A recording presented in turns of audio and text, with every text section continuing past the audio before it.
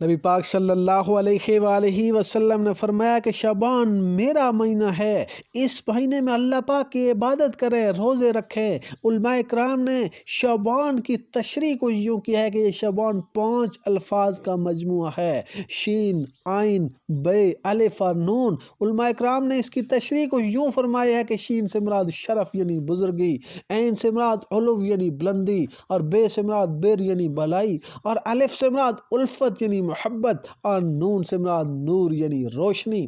اور اسی مہینے یعنی شعبان کے مہینے کے اندر ایک رات ہے جسے شب بارات کہتے ہیں۔ شب بارات والے دن نبی پاک صلی اللہ علیہ وسلم نے فرمایا کہ اس رات اللہ پاک کی عبادت کریں اور دن کو روزہ رکھیں۔ اس رات اللہ پاک آسمان دنیا میں تجلی فرماتا ہے اور اللہ پاک ندا فرماتے ہیں کہ ہے کوئی مانگنے والا کہ میں اسے عطا کروں، ہے کوئی اولاد مانگنے والا کہ میں اسے اولاد عطا کروں، ہے کوئی رزق اور دولت مانگنے والا کہ میں اسے رزق اور دولت عطا کروں۔